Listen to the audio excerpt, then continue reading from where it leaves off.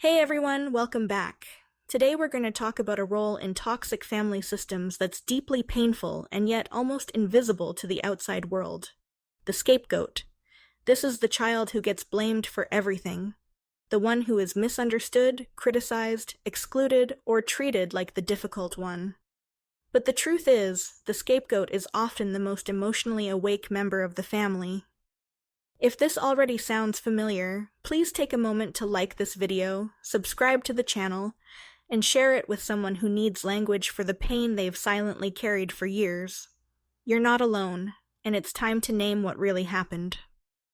What is a scapegoat?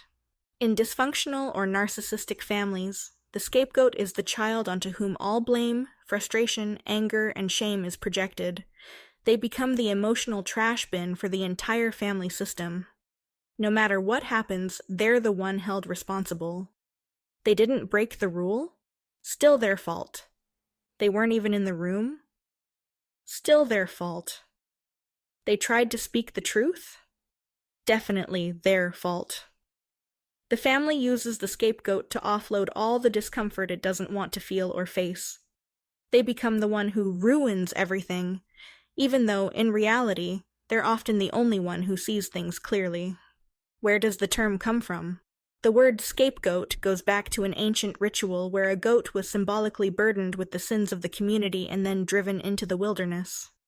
In modern families, the same emotional process happens, except it's not a goat, it's a child. One child is chosen, sometimes unconsciously, to carry all the pain, guilt, and dysfunction the family refuses to deal with. How is the scapegoat chosen? The scapegoat is usually the truth teller. The one who refuses to pretend. The child who questions hypocrisy. The one who sets boundaries, says no, or simply doesn't fit the mold. In narcissistic families, where appearances matter more than reality, this child becomes a threat. Their honesty exposes what others want to ignore.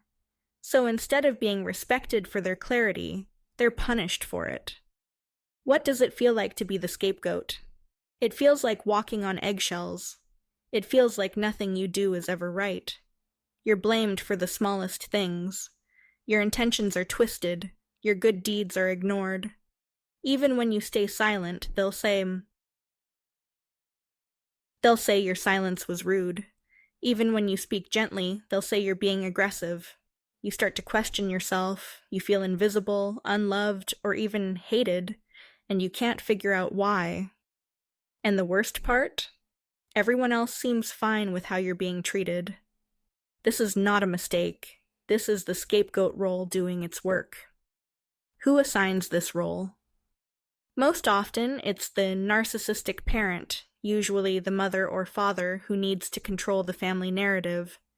This parent projects their own flaws and shame onto one child, because admitting those flaws in themselves is too painful. They use the scapegoat as a container for everything they don't want to own. And once the label is set, the rest of the family falls in line. Siblings believe the stories. They watch how you're treated, and they mirror it. It becomes a family rule. This one is the problem. If you're nodding as you hear this, tap the like button. And if you haven't yet, subscribe, because we talk about the things most people are too afraid to admit, even to themselves. What happens to the scapegoat over time? Being scapegoated has lasting psychological effects. As a child, you grow up confused, isolated, and deeply self-critical. You may internalize the message, "I am bad," even when you've done nothing wrong. You often try harder, love deeper, take more responsibility, just to gain peace. But none of it ever works, because the role was never based on who you are. It was based on what the family needed you to be. And in adulthood, you might become a people pleaser or a perfectionist. Or you might shut down emotionally and trust no one. You may struggle with chronic guilt, anxiety, or the need to justify your existence. But why don't the others see it? Because the narcissist controls the narrative. The other siblings, especially the golden child, are often rewarded for siding with the narcissist. If they question the mistreatment, they risk becoming the next scapegoat.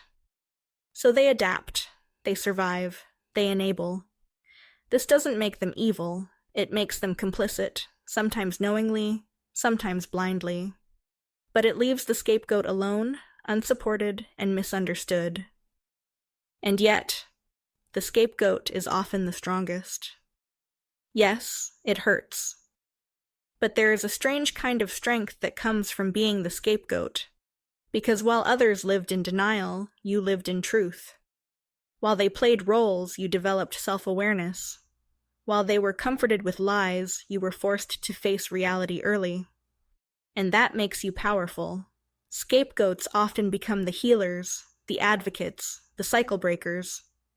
They are the ones who step away from dysfunction, even when it means walking alone. They are the ones who refuse to pretend. Can this role ever end? Yes, the family may never stop seeing you through that lens, but you can step out of it. Here's how. 1. Stop explaining yourself. You don't need to convince people who are committed to misunderstanding you. 2. Validate your truth. Your memories, your pain, your instincts, they're real. Don't let anyone gaslight you out of them. 3. Detach from toxic dynamics. Sometimes that means low contact, sometimes no contact. You get to decide what peace looks like for you. 4. Rebuild your identity. The scapegoat was a role, not your reality. You were never the problem. 5. Find your people. Surround yourself with people who see your worth, your depth, your strength. You are not meant to live your whole life in survival mode. Final thoughts. The scapegoat role is one of the cruelest in dysfunctional families. You carry the weight of everyone else's denial. You suffer in silence. You're punished for being honest, loving, and aware. But here's the truth. You were never the problem. You were the proof that something was wrong, and they couldn't handle that. And now you're free to become more than what they tried to reduce you to. You are not the scapegoat. You are the truth bearer, the strong one, the one who sees clearly, and that is your power. If this helped you feel seen, please like the video, subscribe to the channel, and share it with someone who's trying to put the pieces together. Your voice matters. Your story matters. And your healing begins the moment you stop carrying blame that was never yours to begin with. See you in the next one. Until then, choose peace over performance. Choose truth over loyalty. Choose yourself.